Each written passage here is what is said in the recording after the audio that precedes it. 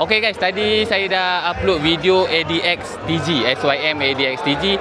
So sekarang saya nak tunjuk kat korang sebuah lagi motosikal yang panas, saya rasa bakal panas, daripada QJ Motor, skuter. M-Force bawa masuk, jom kita tengok. Alright gang, ini dia skuter yang saya masukkan, skuter daripada QJ Motor. Korang nampak tu, QJ Motor, yang dibawa masuk oleh M-Force Malaysia. Nama model ni AX200S. So macam awal tak guys. Ini lampu hadapan dia full LED. So memang cukup cantik, menarik. Ini pandangan sudut belakang dia. Korang dengar itu bunyi dia. Ini lampu belakang dia. Desain lampu belakang dia pun memang cukup lawa guys. Memang nice. Ini sudut pandangan CC dia. Saya pernah cakap dulu, rakyat Malaysia suka skuter-skuter yang cabi-cabi kan, design dia kan. Korang tengok sudut pandangan CC dia. Macam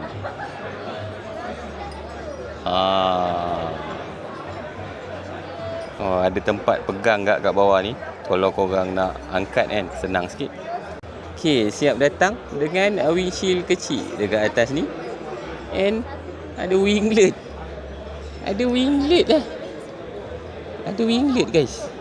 Motosikal ni dikuasakan dengan enjin single cylinder, single overhead cam, 175cc guys. 175cc. Menggunakan sistem CVT automatic. Okay, ni radiator dia kat sebelah kanan. Ada sirip-sirip macam ni. Sistem suspension belakang dia menggunakan dual shock. Ada sub tank. Ini meter dia. Meter dia menggunakan meter fully digital, ada warna. Ni dia ada touch screen tau. Tapi bukan touch screen, saya rasa dia ada sensor kat sini.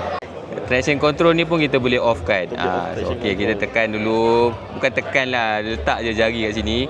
So nanti dia boleh kelip-kelip. Kita boleh tukar lah mode dia. Ni total, trip A, trip B. And kita masuk dekat sini, kita boleh turn off kan traction control dia. Tekan set ni lama-lama.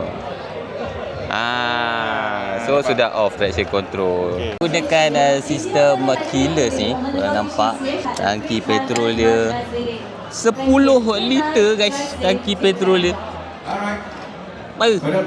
Ni seat dia. Design seat dia memang cantik. Kita tengok kompartmen dia. Kompartmen dia pun cukup dalam guys. Korang tengok. Dalam. So ni kompartmen dia. Dia ada kompartmen kat bawah ni. Dan ada charging port Type A dan juga Type C. Sistem suspension hadapan dia menggunakan telescopic fork. Dan seperti yang korang tengok ni, dia menggunakan disc depan dan belakang pakai sistem brake disc, single caliper. And datang dengan dual channel ABS. And seperti yang korang tengok ni, ada TCS guys, traction control system. Mana korang nak dapat skuter harga yang begitu murah? Nanti saya bagi tahu harga dia macam berapa. Siap ABS depan belakang and ada traction control. Aduh. Okey gang, itu dia QJ Motor AX200S. Harga jualan dia cukup murah, mampu milik, bermula daripada RM7,988 sahaja. So dengan harga RM7,988 tu, korang dapat sebuah skuter 175cc, 18 horsepower, 10 liter tangki minyak, ada ABS, dual channel ABS depan belakang, traction control system pun ada. Mana lagi korang nak dapat dengan harga macam tu? So kalau sesiapa yang berminat, korang boleh pergi dekat mana-mana dealer M-Force yang terdekat dengan korang. Bye.